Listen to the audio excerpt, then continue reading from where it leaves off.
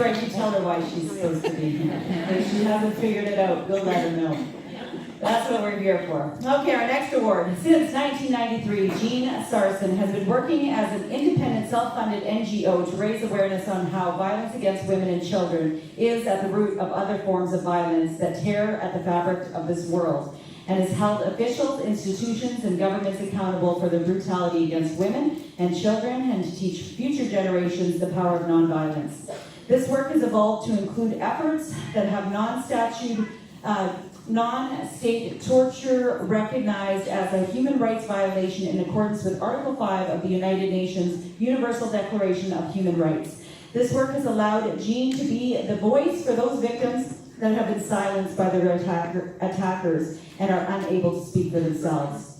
Through this journey, Jeanne has been professionally attacked by her perpetrators in efforts to silence her efforts to expose their actions and victims they harm. Even through all these attacks, even though all attacks have been dismissed and as unfounded, these actions still exert a toll. This will be a part of the cost to challenge those who perpetrate these harms while advancing the need of equality of human rights for all. Jeanne has been supported by many international NGOs, including Women Graduates USA, the Canadian Federation of University Women, Space International, National Alliance of Women's Organizations, European Women's Lawyer Association, Wales Assembly of Women, Women Against Violence Europe, and Vienna NGO Committee on the Status of Women, and the Women's UN Rapport Network. The International Federation for Peace and Sustainable Development, Zonta, and the Human Lactation Center, Westport, Connecticut. It is the endless and selfless effort of the few within our society that tireless work towards improving society and the life of future generations.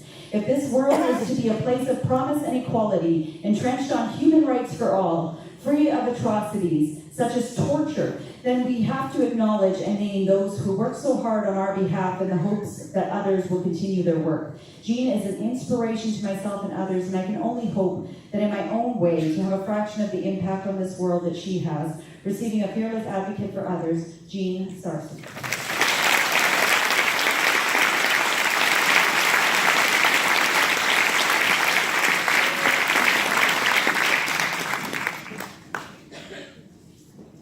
Thank you very much, and thank you for being here. And that was from my son, actually.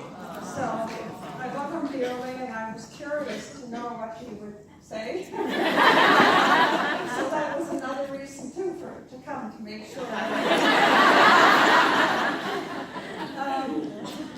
So in front of me is my peer, Linda McDonald. We've been doing this, as my son said,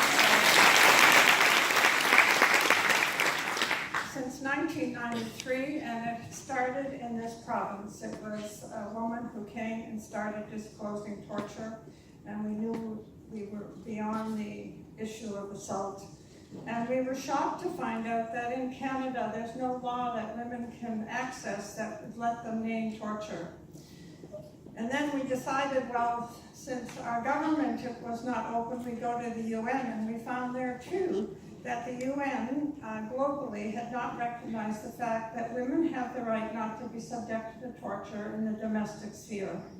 So I came with a fearless agenda, and what we have are sign-up sheets, because we belong to a coalition called Every Woman Everywhere, and what we're trying to do is to create a new treaty that women everywhere around the world, if our governments are too patriarchal and too misogynistic, and they won't listen, that we can have an international, legally binding treaty that women could complain to about their governments.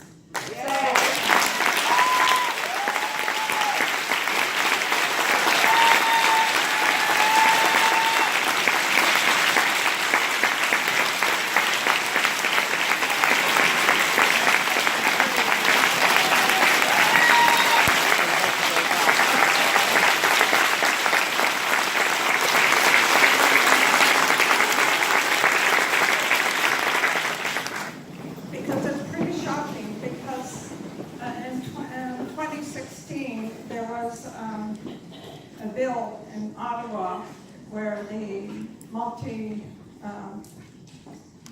I don't want to get too emotional now, but where politicians came together under, it's called the Standing Committee on Human Rights and Justice, and they decided that women who were tortured in the domestic sphere, it was redundant, and they used that word, that they should not be able to name it in court.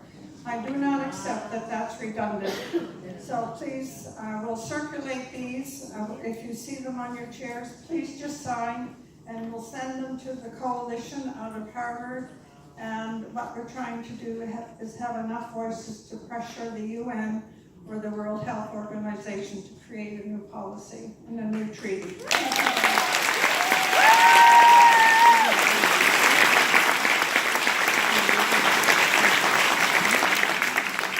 Wow. All right. Sarah Dobson